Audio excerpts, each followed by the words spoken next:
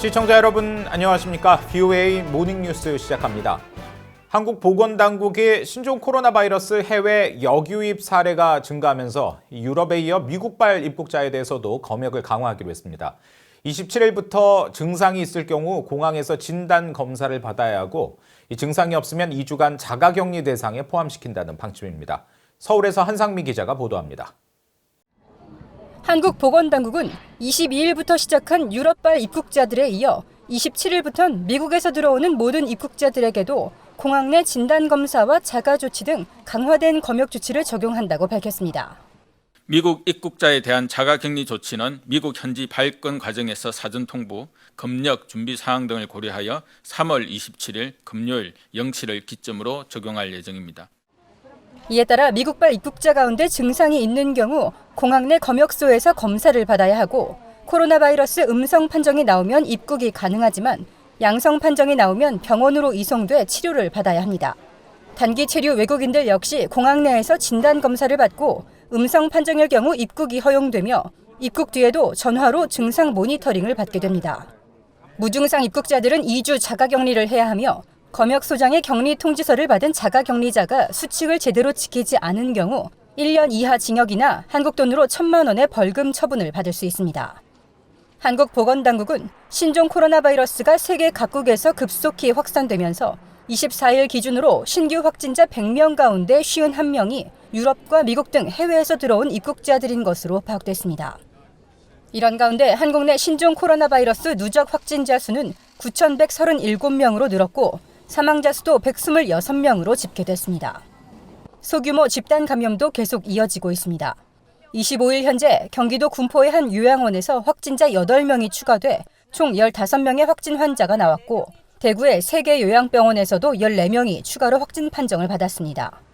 서울시 구로구 콜센터 관련 확진자도 2명이 추가되면서 총 158명으로 늘었습니다. 해외발, 유럽이나 미국발 유입을 어느 정도 조절해주는 것이 지금 우리 대한민국 방역에 있어서는 상당히 중요할 걸로 보여요. 지금 지역사회 감염 이미 심화돼 있기 때문에 지금 사회적 거리두기 이런 부분도 지금 진행을 하고 있잖아요. 지금 현재는 이 두 가지를 병용하고 있다라고 보면 될 것 같습니다. 한국보건당국은 미국발 입국자들에 대한 공항 내 진단검사는 하루 2,500명을 넘는 입국자 수와 진단검사 여력을 고려해 전수가 아닌 선별적 검사로 한정했다고 밝혔습니다. 또 미국발 입국자들 가운데 80% 이상은 유학이나 출장 등에서 돌아오는 한국 국민으로 파악됐습니다. 신종 코로나 바이러스가 전 세계로 확산되면서 미국과 유럽 등 현지 유학생과 교민들의 한국행 귀국 행렬은 당분간 지속될 것으로 보입니다. 서울에서 VOA 뉴스 한상미입니다. 유엔은 전 세계적으로 확산되고 있는 신종 코로나 바이러스에 대응하기 위해 보건 환경이 취약한 국가들을 대상으로 20억 달러 규모의 세계 인도주의 대응 계획을 실시한다고 밝혔습니다. 안토니우 구테우스 유엔 사무총장은 25일 코로나 바이러스 대응 계획과 관련된 화상회의를 통해 전 세계적으로 16,000명 이상의 사망자와 40만 명에 이르는 확진자가 보고되는 등 신종 코로나 바이러스의 인류 위협 상황에서 개별 국가의 대응만으로는 충분하지 않다면서 이같이 밝혔습니다. 이날 회의에 참석한 유엔 인도주의 사무차장과 세계보건기구 WHO 사무총장도 최우선 과제는 인도주의적 위기를 겪고 있는 보건체계가 약한 일부 국가에 대한 지원이라며 20억 달러 규모의 인도주의 대응 계획이 이들 국가에서의 코로나 바이러스 확산을 막는 데 도움이 될 것이라고 강조했습니다. 이와 관련해 미첼 바첼레트 유엔 인권 최고대표는 24일 성명을 통해 북한 등 의료 보건 체계가 취약한 나라들의 신종 코로나 바이러스 확산 방지와 취약계층 보호를 위해 일부 대북 제재 완화를 고려할 필요가 있다고 밝혔습니다. 북한의 군사 위협이 입증 가능한 수준으로 감소하기 전까지는 주한미군 병력 규모를 지금처럼 유지해야 한다는 내용의 보고서가 발표됐습니다. 워싱턴 내 싱크탱크가 발표한 이 보고서는 미국 국방정보국이 북한의 재래식 또 비재래식 전력에 관한 기밀 보고서를 작성할 것도 제안했습니다. 지다겸 기자가 전해드립니다. 워싱턴의 민간단체 헤리티지 재단은 23일 발표한 특별 보고서에서 2021 회계년도 국방수권법과 국방부 지출 승인 법안과 관련해 의회에 보내는 74개 권고안을 제시했습니다. 이 권고안에는 특히 현재 주한미군 병력 규모를 그대로 유지할 필요가 있다는 내용이 담겼습니다.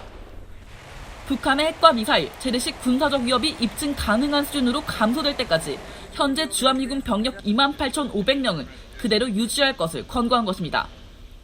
북한의 군사적 위협이 줄어들지 않은 상태에서 주한미군 병력을 감축할 경우 중국과의 패권 경쟁에도 악영향을 미치고 동북아 지역에서 미국의 영향력 약화를 노리는 중국의 바람과도 일치한다고 설명했습니다.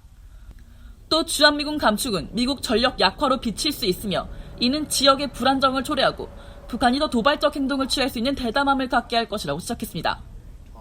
이번 보고서 작성자 가운데 한 명인 브루스 클링너 헤리티지 재단 선임 연구원은 VOA에 미한 방위비 분담금 협상 타결 무산 등 여러 요인들이 미국의 주한미군 감축을 고려하게 만들 수 있다고 지적했습니다. We're concerned that for different scenarios, the U.S. may consider lowering the number of troops on the peninsula. 보고서는 또 미국 외가 국방정보국에 북한의 재래식 비재래식 전력에 관해 180일 이내에 기밀보고서를 작성하도록 지시할 것을 제안했습니다. 북한의 재래식 비재래식 전력은 미국 본토와 한반도뿐 아니라 아시아 태평양 지역의 평화와 안정에 가장 큰 위협이라는 지적입니다. Much less attention has been devoted to North Korea's conventional forces. There's a perception that they have declined, which is correct, but they still retain a very strong attack capability. 보고서는 국방정보국의 기밀 보고서에는 북한의 핵미사일 프로그램의 개발 경과와 함께 대량 살상 무기인 북한의 생화학 무기 프로그램에 대한 평가도 포함시켜야 한다고 강조했습니다. VOA 뉴스 지다겸입니다. 주한미군이 한국 내 신종 코로나 바이러스 확산에 따라 주한미군 기지 인근 시설에 대한 노출 가능성이 매우 커졌다면서 공중보건 비상사태를 선포했습니다. 주한미군 사령부는 25일 세계보건기구가 전 세계 경고 수준을 매우 높음으로 격상하고 미국 국무부가 전 세계 여행을 금지하는 4단계 경보를 발령함에 따라 로버트 에이브람스 주한미군 사령관이 군대 보호를 위해 한국 내 모든 미군 사령부와 군사시설에 대한 공중보건 비상사태를 선포했다고 밝혔습니다. 이번 공중보건 비상사태 선포는 다음 달 23일까지 유지되며 이번 조치에 따라 주한미군 장병과 장병 가족, 군무원을 대상으로 한 예방조치 시행이 가능해지고 조치 위반 시에는 책임을 물을 수 있습니다. 국제원자력기구 IAEA는 전 세계적으로 확산하고 있는 신종 코로나 바이러스 사태와 관련해 오는 6월 1일까지 행사 대부분을 연기하거나 보류했다고 밝혔습니다. 국제원자력기구 IAEA 대변인실은 24일 신종 코로나 바이러스 사태가 IAEA 활동에 어떤 영향을 주느냐는 VOA의 질문에 이같이 답하고 코로나 사태 추이를 지켜보고 있다고 설명했습니다.